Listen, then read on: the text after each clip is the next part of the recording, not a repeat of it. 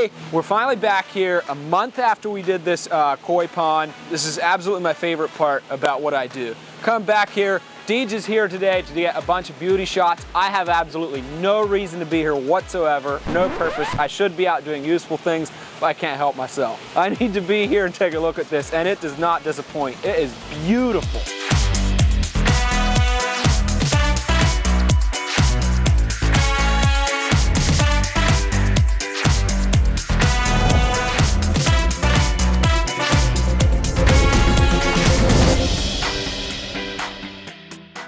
Just something about coming back and seeing an ecosystem that's established, the plants are growing, that I don't get to see very often. I build all of these features, we move on to the next one. So yeah, it's fun to see it establish and grow up.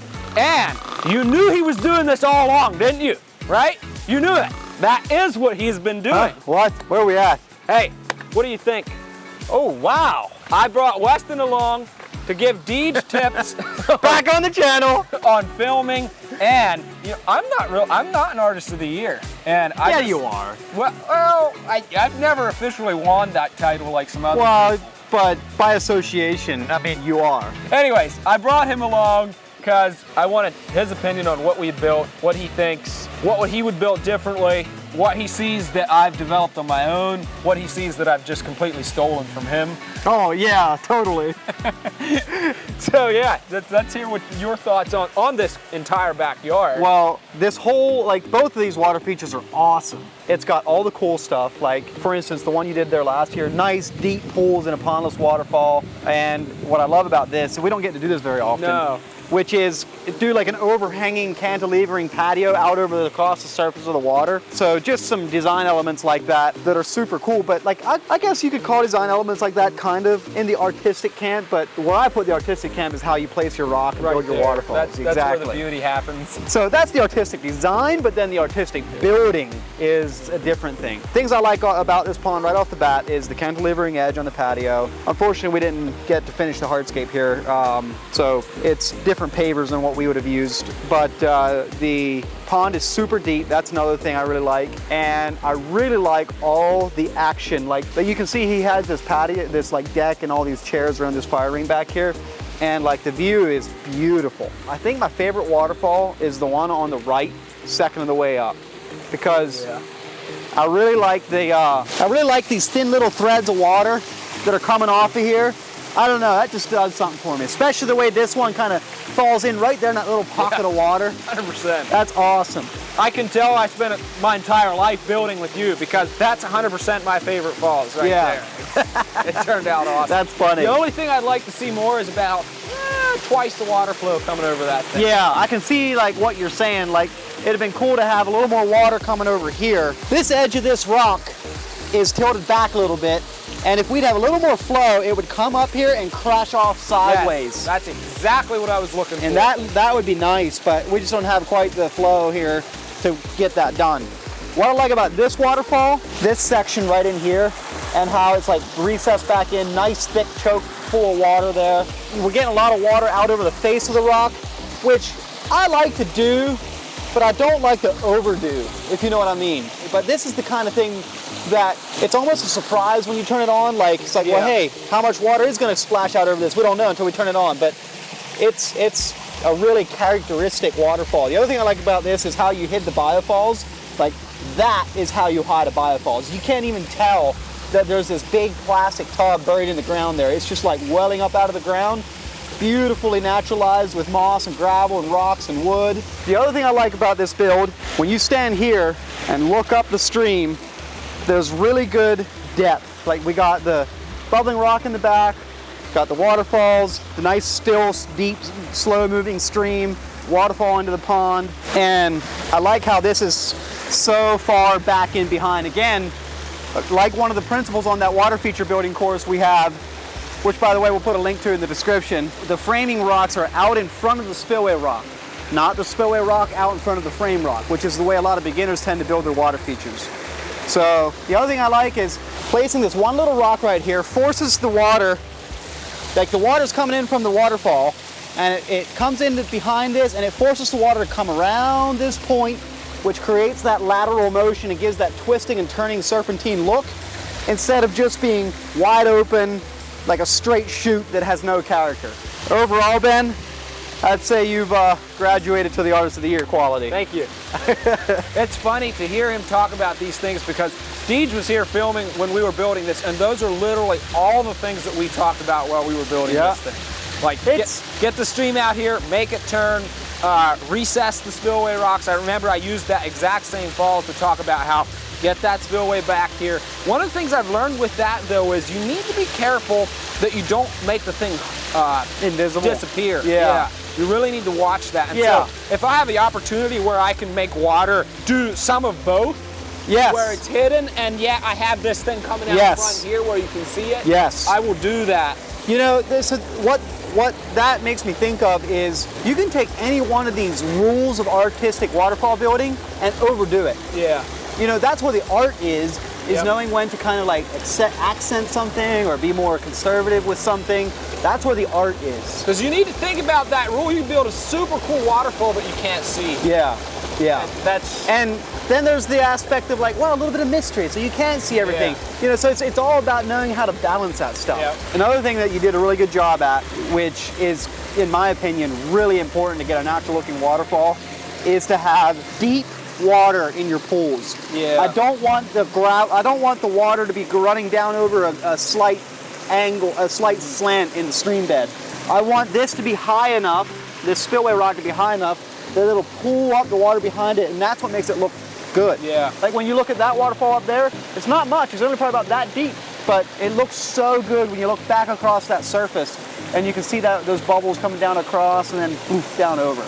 The whole goal here was to make it as shallow as we could because I wanted to get some current. I wanted a swift mountain stream. Oh yeah. And that was the whole idea. Well, you know how you get that done? Create choke points.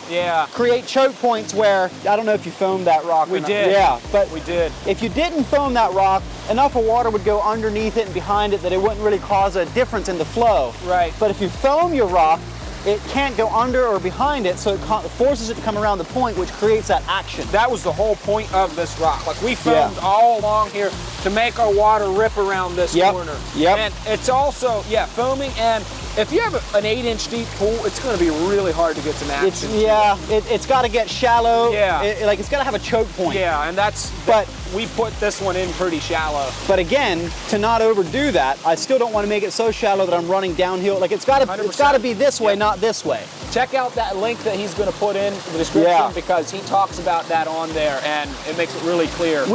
In December, we did a contractor event where we taught like naturalistic waterfall building, and we went down over all the principles of how to build naturalistic looking waterfalls and put it into a video course. I had a guy film it and put all the videos together nicely.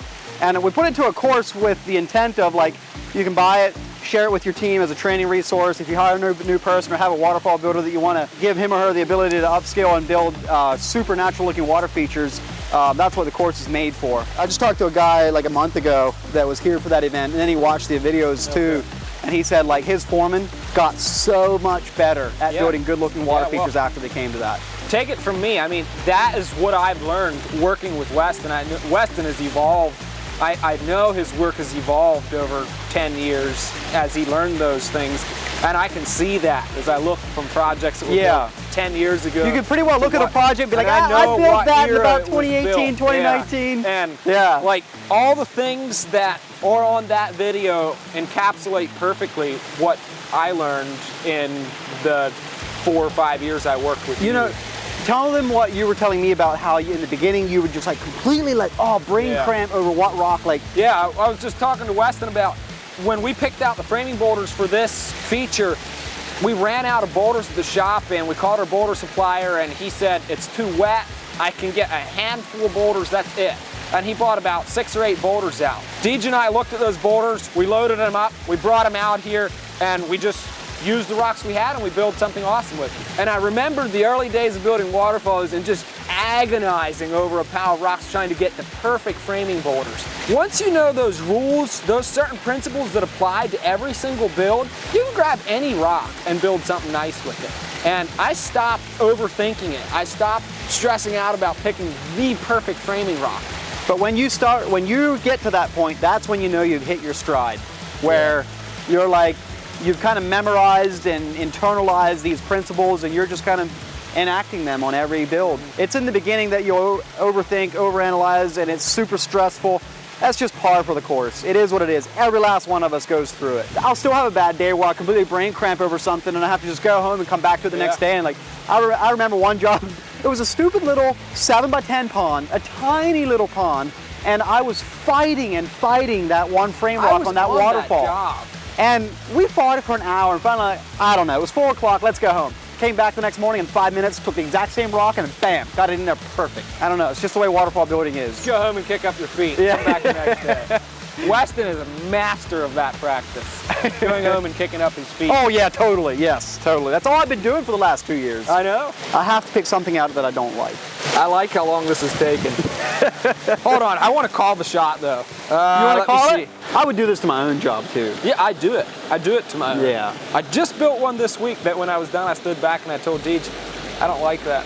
I wasn't going to tear it out, but. It happens. But the thing is, it's only you that doesn't like it. Yeah, that's true. We're critiquing, yeah. Do you have something picked out already? Yeah, I do. I've never been a super fan over that rock. That's it. Right there. That's it.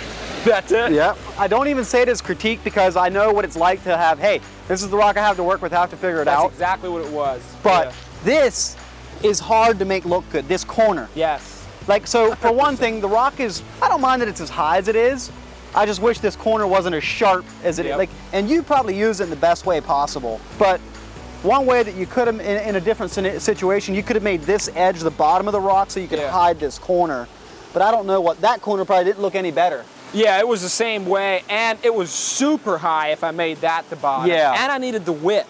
I was building a retaining wall back there is what I was doing. So it's one of those things where every job, doesn't matter how good it is, has one or two of those things. Yeah. And it's like you said about, it's only really apparent to me. Yeah, usually it's the artist that knows the things he doesn't like about his own painting. Yeah, that's true, that's true. But the guy that's buying the painting And I have to remind myself that when I'm working and I'm like, I could spend 40 minutes trying to fix this, or I could say, it's not gonna make or break the project. The only person that's ever gonna see this is me. Yeah. And if you're running a business where you need to make money and you need to stay on production.